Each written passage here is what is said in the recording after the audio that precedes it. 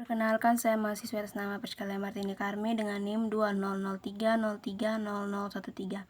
Mahasiswa kelas A semester 1, Prodi Sosiologi, Fakultas Ilmu Sosial dan Ilmu Politik, Universitas Nusa Cendana Kupang. Kali ini saya akan mereview buku 13 mata kuliah pengantar sosiologi, review materi pendekatan terendah sosiologi. Yang pertama, pada bab pertama membahas mengenai perspektif sosiologis menekankan pada konteks sosial di mana masyarakat hidup. Ini memeriksa bagaimana konteks ini mempengaruhi kehidupan orang. Di tengah perspektif sosiologis adalah pertanyaan tentang bagaimana kelompok mempengaruhi orang, terutama bagaimana orang dipengaruhi masyarakat, mereka sekelompok orang yang berbagi budaya dan wilayah.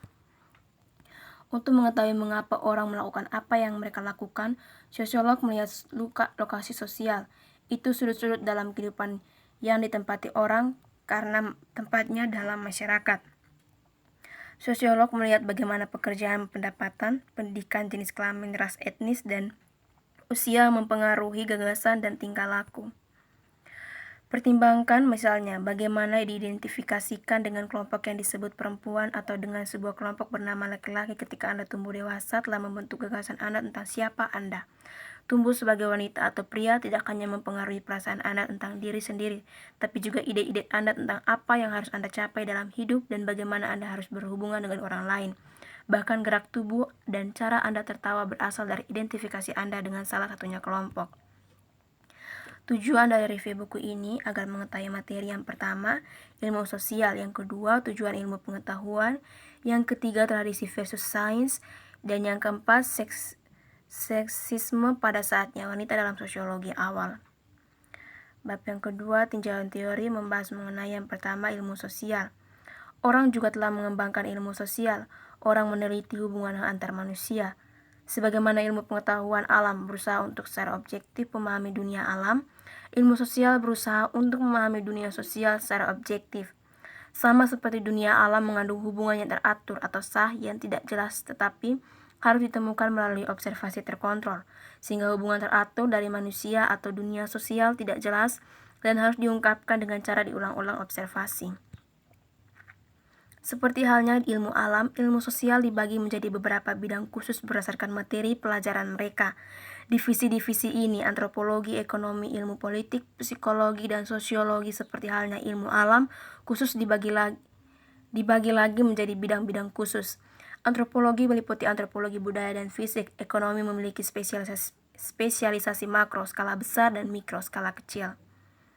Antropologi yang secara tradisional berfokus pada masyarakat suku adalah terkait erat dengan sosiologi. Tujuan utama antropolog adalah untuk memahami budaya cara hidup orang secara total. Budaya mencakup satu, artefak kelompok seperti alat seni dan senjata. Yang kedua, struktur pola yang menentukan bagaimana anggotanya berinteraksi dengan satu lainnya, seperti posisi kepemimpinan. 3, ide dan nilai, cara keyakinan kelompok mempengaruhi kehidupan anggotanya. Dan yang keempat, bentuk komunikasi khususnya bahasa. Yang berikut, ekonomi. Ekonomi berkonsentrasi pada satu institusi sosial, studi ekonomi, produksi dan distribusi barang material dan jasa masyarakat. Mereka ingin tahu barang apa yang diproduksi, berapa harganya, dan bagaimana barang itu didistribusikan. Ekonom juga tertarik pada pilihan yang menentukan produksi dan konsumsi. Misalnya, mereka mempelajari apa yang memotivasi orang untuk membeli satu barang daripada membeli item lain. Yang berikut, ilmu politik. Ilmu politik berfokus pada politik dan pemerintahan.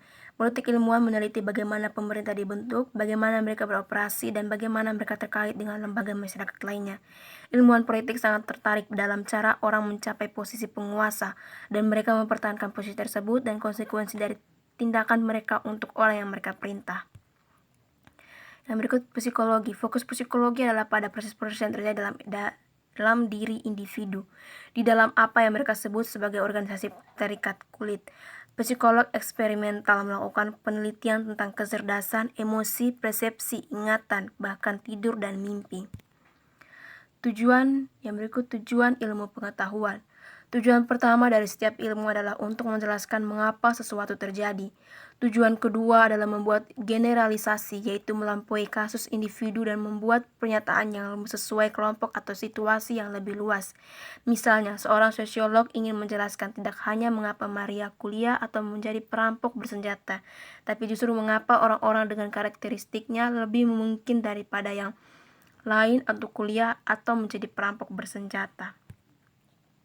Untuk mencapai tujuan ini, para ilmuwan tidak mengandalkan sihir, tahayul, atau hal umum keyakinan, tetapi sebaliknya, mereka melakukan penelitian sistematis.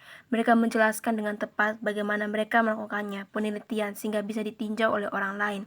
Kerahasiaan, bias, dan mencoba membuktikan jalannya Anda ingin sesuatu menjadi bertentangan dengan inti ilmu pengetahuan. Sosiolog dan ilmuwan lain juga bergerak di luar akal sehat, gagasan yang berlaku di masyarakat. Hal-hal yang diketahui semua orang adalah benar. Semua orang bisa sebagai sesat hari ini, seperti semua orang ketika akal sehat mendikte bahwa dunia itu datar, atau bahwa tidak ada manusia yang bisa berjalan di bulan. Sebagai sosiolog melakukan res mereka. Yang berikut tradisi versus sains. Jadi kapan sosiologi dimulai? Bahkan orang-orang kuno mencoba mencari tahu caranya kehidupan sosial berhasil. Mereka juga mengajukan pertanyaan tentang mengapa perang itu ada, mengapa beberapa orang menjadi lebih kuat dari yang lain, dan mengapa beberapa kaya tapi yang lainnya miskin. Namun mereka seringkali mendasarkan jawaban mereka pada tahayul, mitos, bahkan posisi bintang. Mereka tidak menguji asumsi mereka. Sains sebaliknya membutuhkan teori yang dapat diuji dengan penelitian. Diukur dengan standar ini, sosiologi muncul sekitar pertengahan tahun 1800-an, ketika pengamat sosial mulai menggunakan metode ilmiah untuk menguji gagasan mereka. 3 peristiwa utama menyiapkan panggung untuk tantangan tradisi dan kemunculan sosiologi. Yang pertama adalah pergolakan sosial dan revolusi industri. Yang berikut seksisme pada saatnya, wanita dalam sosiologi awal. Seperti yang mungkin telah Anda ketahui, semua sosiolog yang telah kita bahas adalah laki-laki. Di tahun 1800-an, peran seks kaku dan dengan perempuan diberi peran sebagai istri dan ibu.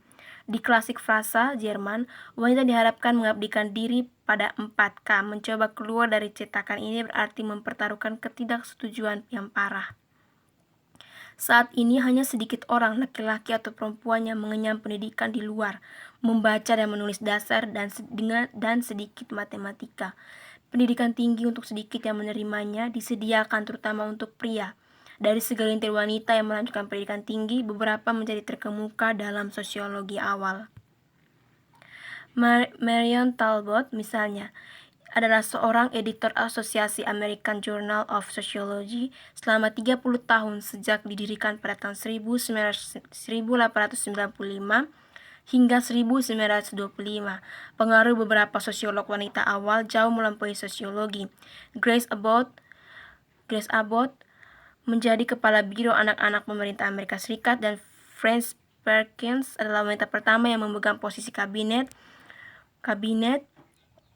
melayani 12 tahun sebagai sekretaris buruh di bawah Presiden Franklin Roosevelt. Yang terakhir, bab ketiga, simpulan. Berdasarkan hasil review pada bab sebelumnya, dapat disimpulkan bahwa perspektif sosiologis menekankan pada konteks sosial di mana masyarakat hidup. Ini memeriksa bagaimana konteks ini mempengaruhi kehidupan orang. Di tengah perspektif sosiologis adalah pertanyaan tentang bagaimana kelompok mempengaruhi orang, terutama bagaimana orang dipengaruhi masyarakat mereka, sekelompok orang yang berbagi budaya dan wilayah. Pertimbangkan, misalnya, bagaimana diidentifikasi dengan kelompok yang disebut perempuan atau dengan sebuah kelompok bernama laki-laki. Ketika Anda tumbuh dewasa, telah membentuk gagasan Anda tentang siapa Anda.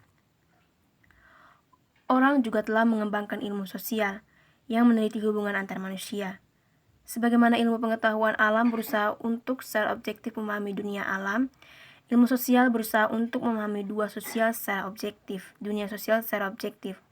Sama seperti dunia alam, mengandung hubungan yang teratur atau sah, yang tidak jelas tapi harus ditemukan melalui observasi terkontrol. sehingga hubungan teratur dari manusia atau dunia sosial tidak jelas dan harus diungkapkan dengan cara diulang-ulang observasi. Tujuan pertama dari setiap ilmu adalah untuk menjelaskan mengapa sesuatu terjadi.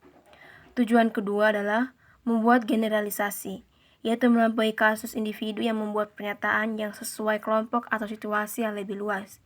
Misalnya, seorang sosiolog ingin menjelaskan tidak hanya mengapa Maria kuliah atau menjadi perampok bersenjata, tapi juga mengapa orang-orang dengan karakteristiknya lebih mungkin daripada yang lain untuk kuliah atau menjadi perampok bersenjata. Demikian review saya kali ini. Sekian dan terima kasih.